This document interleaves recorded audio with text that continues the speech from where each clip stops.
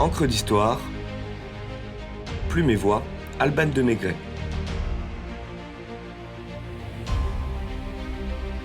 Maximilien et Charlotte du Mexique, les empereurs sacrifiés.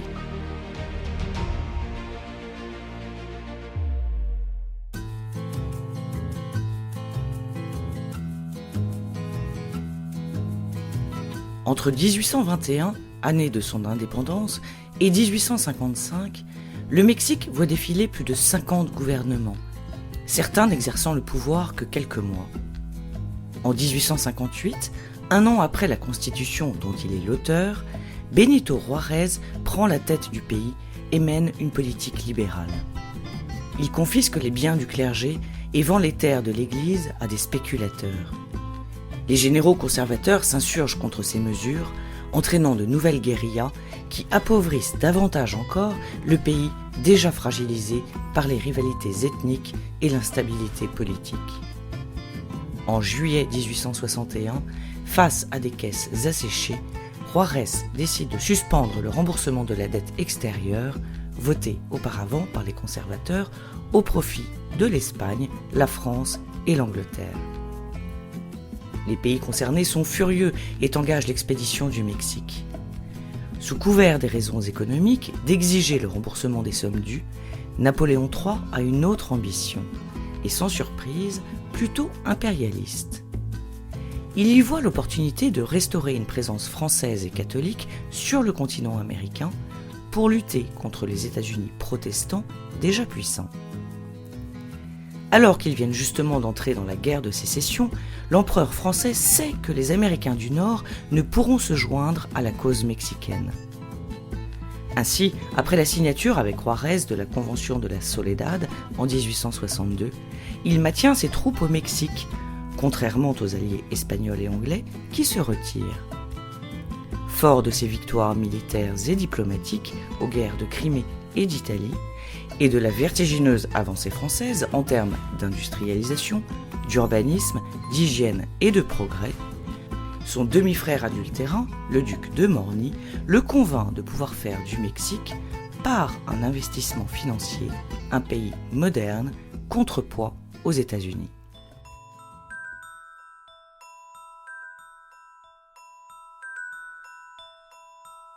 Qui mettre au pouvoir ? Certainement pas un Français. Ce serait dévoiler les intentions expansionnistes de Napoléon III. L'idée surprenante ou même saugrenue émerge de proposer la souveraineté du Mexique au frère de l'empereur François Ier d'Autriche qui a démissionné du trône de vice-roi du royaume de Lombardie-Vénétie. Si le choix est inattendu en soi, il est plutôt judicieux. Inquiet de la montée en puissance de la Prusse, l'empereur français redoute d'avoir à composer avec deux grands empires germaniques ennemis. Choisir un Autrichien, c'est à la fois un geste de réconciliation et une manière déguisée de prendre la main en Amérique centrale. Après avoir renoncé à sa couronne en 1859, Maximilien et sa femme Charlotte de Belgique avaient entrepris une longue croisière en Méditerranée avant de retourner à Trieste dans leur palais de Miramar, dont l'élégante blancheur tranche avec le bleu du ciel et de l'Adriatique. Si Maximilien, homme de lettres et d'art, est heureux de cette vie qui lui donne le loisir de s'adonner à ses passions, l'archiduchesse se dessèche d'ennui et s'oppresse de ne jouer aucun rôle. On imagine son allégresse lorsque la nouvelle tombe et Charlotte presse son mari d'accepter l'offre de Napoléon III. Maximilien, qui aime naviguer et à qui l'on présente les résultats pipés des votes en sa faveur du peuple mexicain, ainsi que le soutien financier et militaire français, cède au rêve de sa femme de sauver les opprimés et libérer le Mexique de l'anarchie.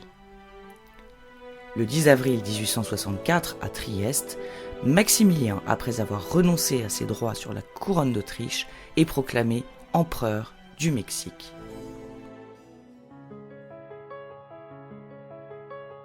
Quatre jours plus tard, le couple impérial et sa délégation montent à bord d'une frégate pour rejoindre le lointain port de Veracruz.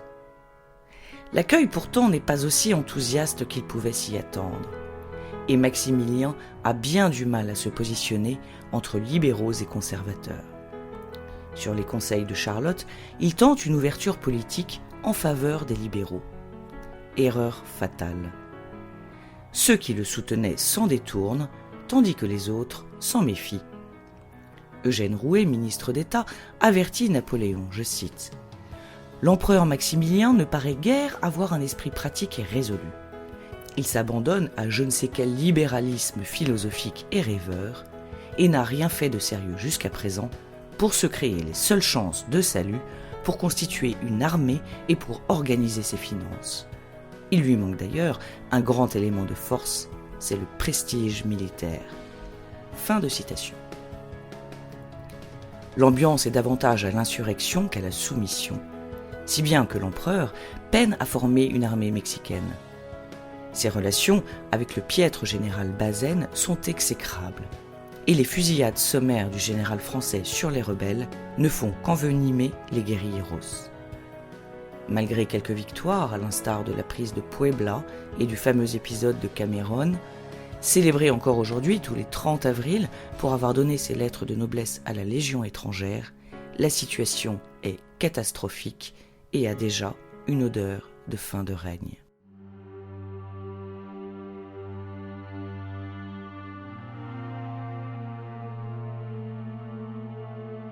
Les règnes de ce bon Maximilien sont décidément bien éphémères. 2 ans. 2 ans. Mais cette fois, ces 2 années sont fatales. Fin 1865, les caisses sont vides. Les soldats épuisés, les États-Unis libérés de leur guerre civile, prêts à intervenir. Si bien que Napoléon III décide de rompre la convention de Miramar.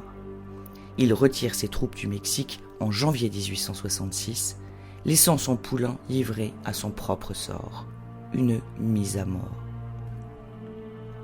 Charlotte est désespérée et avec la passion qui la caractérise, traverse l'Atlantique pour supplier l'empereur français et le pape Pie IX de les sauver. Je cite, « J'irai chercher en Europe un corps d'armée, je forcerai les appartements des empereurs et des papes, je frapperai de porte en porte comme une mendiante et je serai la justice foudroyante. » Maximilien n'a jamais résisté aux caprices de sa femme et la laisse s'en aller les sauver. Napoléon III joue le comptable et refuse toute aide. L'expédition lui ayant déjà coûté assez cher et la crainte de se mettre à dos Washington fait autorité. Il prie le couple impérial qu'il a recruté d'abdiquer. Au cours de son voyage à Rome, pour implorer le pape, la folie se déclare. Charlotte, l'impératrice Carlota du Mexique, est internée à Miramar, puis par son frère, le roi Léopold II de Belgique. La reine et impératrice fantôme mourra dans son pays natal à l'âge de 96 ans avec la démence comme meilleure compagne.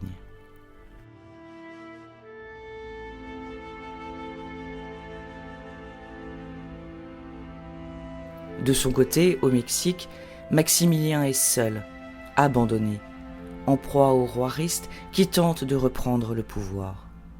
Son avenir en Europe est compromis. L'homme n'est pas de tempérament à abandonner.